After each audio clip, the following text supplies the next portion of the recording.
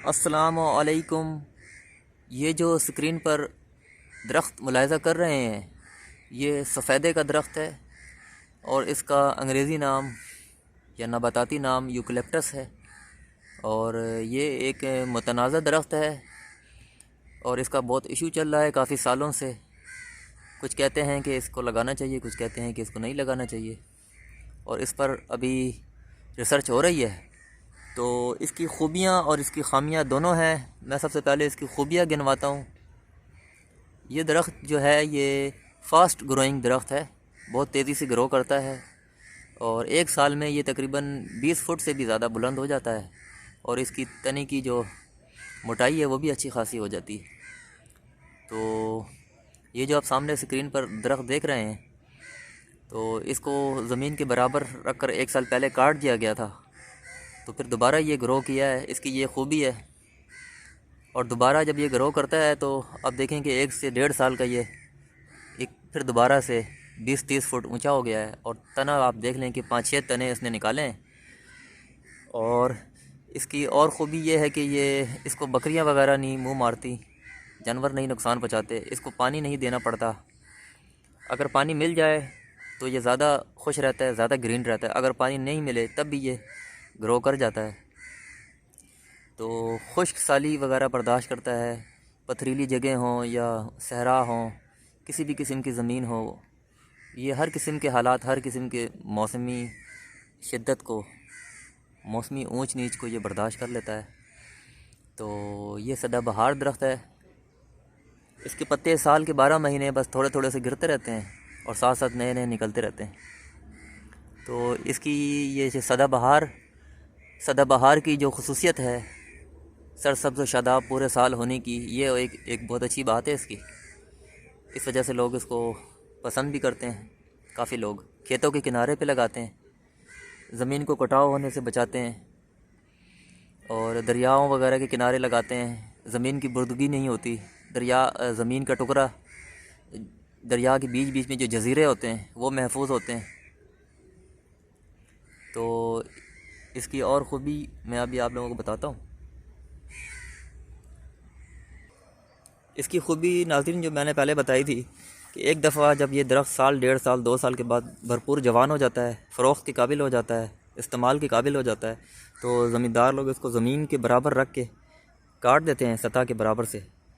तो फिर दोबारा से जब ये निकलते हैं तो ये ज़्यादा शाखें निकालती हैं, जैसा कि आप देख रहे हैं स्क्रीन पर 2, 3, 4, 5, 6 इस तरह शाखें निकालती हैं। और दोबारा भी ये साल, 1.5 साल में उसी तरह जवान हो जाती हैं। अभी देखें ये 30 फुट ऊंचाई हो गई है एक साल में। 1 से 1.5 साल में ये इसकी ये पोजीशन हो गई है, यानी कि ये फ़रोख्त के काबिल हो गया है। और तने की मोटाई भी इसकी अच्छी खासी हो गई है। और इसकी माचिस की तिलियाँ भी बनती हैं। एक और भी दरख्त है जिसकी माचिस की तिलियाँ बनती है, पॉपुलर या पॉपुलर। इसका नाज़रीन तना जो है देखें आप, कितना सिल्की होता है और ख़ूबसूरत, नरम मुलायम और शफाफ और वाइट कलर में। देख लें आप, ये इसकी खूबसूरती है, ये इसकी खसूसियत में शामिल है, ये इसका हुस्न है। ठीक है।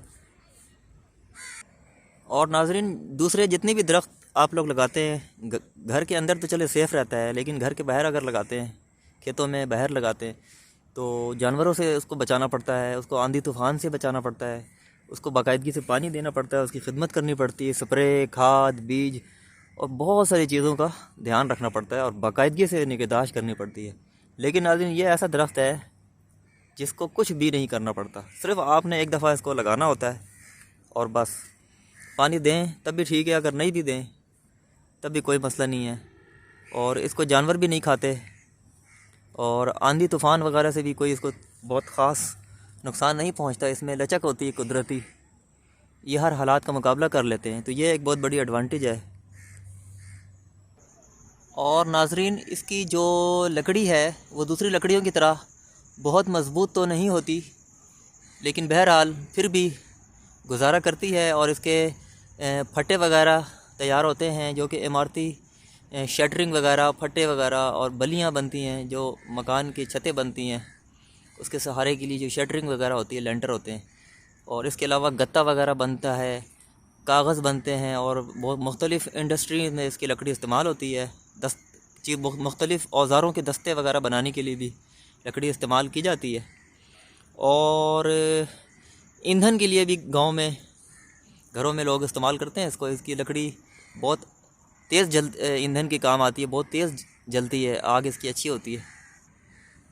और नाज़रीन, मेडिकल के लिहाज से और हिकमत के लिहाज से अगर इसकी बात करें तो इंटरनेट में रिसर्च से ये बात साबित हुई है कि इसमें कोई जहरीली खसूसियात होती है, कुछ एब्स्ट्रैक्ट होते हैं, जहरीले मादे होते हैं।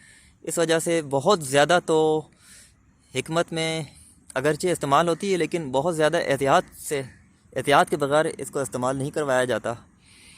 और इसका तेल जो है, सफ़ेदे का तेल बहुत मशहूर है और बहुत सारी चीज़ों में, बहुत सारे प्रोडक्ट्स में, साबुन में, ख़ास तौर पर टूथपेस्ट में, हर टूथपेस्ट में इसका एसेंस, इसका जो तेल का एसेंस है, खुशबू है, अरोमा, वो इस्तेमाल होता है। और मुख्तलिफ़ आयुर्वेदिक और यूनानी दवाओं में इसका एब्स्ट्रैक्ट, इसके तेल वगैरह यूज़ होते हैं। गांव देहात वगैरह में लोग इसके पत्ते जलाते हैं मच्छर वगैरह भगाने के लिए। और कहते हैं कि अगर सांस वगैरह की किसी को बीमारी हो, खांसी वगैरह हो, तो इसको तेल जो है वो एक मखसूस मिकदार में और बताए गए तरीके के मुताबिक इस्तेमाल कराते हैं।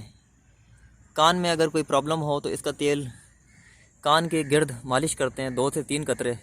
कानों के अंदर नहीं डालते, बल्कि सिर्फ हल्की सी कान की बैरूनी सतह पर मालिश की जाती है, जिससे कान का दर्द रफ़ा हो जाता है। इस तरह सीने के अमराज, खांसी वगैरह हो, नाक की बंदिश हो, तो चेस्ट में इसका तेल जो है वो मालिश करते हैं। छोटे बच्चों के चेस्ट में और गर्दन वगैरह में इस नाक के गिर्द, कान के गिर्द इसके तेल जो है वो मालिश करते हैं, जिससे अफाका होता है। नाज़रीन, जो सीने के अमराज वाले, अस्थमा के या दमे के मरीज़ होते हैं, या जिनकी नाक बंद हो जाती है, ज़ुकाम वगैरह जिनको ज़्यादा रहता है, उन लोगों के लिए कहा जाता है कि इसके चंद कतरे, 2 से 4 कतरे तेल 1 लीटर पानी में उबाल लें और उसको फिर उसका जो भाप होता है, आबी बुखारात, उसमें सांस लें, तो उससे बहुत आराम आता है मरीज़ को। और इसके अलावा नाज़रीन, ये जो च्युइंगम होती है, बबल गम, और मुख्तलिफ़ टाफ़ियाँ वगैरह जो होती हैं, जो ठंडी होती हैं, वो असल में इसका एसेंस उसमें इस्तेमाल किया जाता है, क्योंकि इसमें ठंडक होती है, मेंथोल की खसूसियात होती है। इस वजह से च्युइंगम में हमेशा और मुख्तलिफ़ ठंडी टाफ़ियों में इसका एसेंस, इसका एब्स्ट्रैक्ट, अरोमा इस्तेमाल किया जाता है। अब नाज़रीन, मैंने इसकी सारी खूबियाँ गिनवा दी, अब मैं इसकी खामियाँ गिनवाता हूँ। अभी ये मुतनाज़िर दरख्त है, जैसे मैंने पहले बताया, इस पर अभी तहकीक हो रही है, तो वसूख से अभी इसको कुछ भी नहीं कहा जा सकता कि इसका फ़ायदा, इसका नुकसान है भी या नहीं। और इसके बारे में बहुत रिसर्च हो रही है। कहा जाता है कि ये ज़मीन से पानी बहुत ज़्यादा इस्तेमाल कर लेता है और इसकी जो जड़ें होती है वो ज़्यादा फैलती हैं, तो ज़्यादा फैलने की वजह से जो पाइप लाइन वगैरह, सीवरेज वगैरह, उनको नुकसान पहुंचाती हैं और ज़मीन से पानी हासिल करने की वजह से पानी की कमी हो जाती है ज़मीन में, ये कहा जाता है। और जब ये लोग लगाते हैं तो ये अपनी नस्ल बहुत तेज़ी से बढ़ाते हैं, जिस वजह से इस पर काबू करना मुश्किल हो जाता है, इस पर काबू पाना फिर नामुमकिन हो जाता है। जब ये हज़ारों की तादाद में अपनी नस्ल बढ़ा लेती हैं, इसके बीज बिखरते हैं, तो जड़ी बूटियों की तरह इस पर भी काबू पाना जो है वो दुश्वार गुजार हो जाता है। एक तो ये वजह है, तो जैसे कि पाइप वगैरह का बताया। फिर इसका रूट सिस्टम स्ट्रॉन्ग होता है, और जो इर्द गिर्द दूसरे फलदार दरख्त होते हैं और फसलात होती हैं, अच्छे पौधे होते हैं मुफीद, उनकी खुराक जो है वो ये ले लेती हैं, उनके हिस्से का पानी फिर ये ले लेती हैं, इस तरह कहा जाता है। तो मैंने इसकी खूबियाँ और ख़ामियाँ दोनों गिनवा दी। और एक और भी बात इसके बारे में कही जाती है कि चूँकि इसमें थोड़ी सी जहरीली खसूसियात होती हैं, एब्स्ट्रैक्ट होते हैं, कोई जहरीले एंटी फंगल, इस वजह से कहते हैं कि इसकी हवा जो है वो अच्छी नहीं होती और परिंदे नहीं आते, माहौल के लिए सही नहीं है, ये कहा जाता है। अब अगर खुदा ही बेहतर जानता है, अल्लाह ताला ही बेहतर जानते हैं। अभी तो रिसर्च अभी फ़ाइनल नहीं हुई, साइंसदान भी अभी फ़ाइनल रिसर्च नहीं किया उन्होंने। तो नाज़रीन, मैंने इंटरनेट पर इसकी मुतज़ाद राय पढ़ी थी। तो डॉक्टर शौकत अली की राय जो है इंटरनेट पर, गूगल पे अगर आप सर्च करें, उर्दू पे टाइप करें गूगल में, साबिक रिटायर्ड हैं एग्रीकल्चर के साइंसदान हैं डॉक्टर शौकत अली, उनकी रिसर्च बहुत अच्छी है। उन्होंने इसके बारे में ज़्यादा खूबियाँ बताई हैं और बहुत कम खामियाँ बताई हैं। और उन्होंने ये क्लियर किया है कि इसके बारे में जितना कहा जाता है उतना नुकसान नहीं है इसका। उन्होंने बड़े वाज़े तौर पर बताया है। उन्होंने कहा कि इसके 200-300 से ज़्यादा अक़साम में पाकिस्तान में सिर्फ 40 अक़साम हैं जो कि बहुत कम नुकसान वाली हैं, जो कि बहुत कम नुकसानदेह हैं, हर किस्म के हालात में हो जाते हैं। और इनको बंजर जगहों के लिए, सेम थोड़ा ज़्यादा ज़मीनों के लिए रिकमेंड किया जाता है।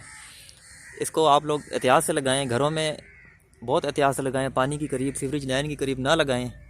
अपनी ज़मीनों में अगर लगाना है तो ज़मीन बहुत एहतियात से लगाएं, किनारों पे लगा लें, तो उसको ज़्यादा बढ़ने ना दें, ज़्यादा फलने फूलने ना दें, कंट्रोल में रखें, उसको मैनेजमेंट में रखें और माहिरीन से मशवरा करके पूरी तरीके से मैनेजमेंट करके ही लगाएं। तो उम्मीद है आपको वीडियो अच्छी लगी होगी। तो चैनल को ज़रूर सब्सक्राइब करना है। बहुत बहुत शुक्रिया।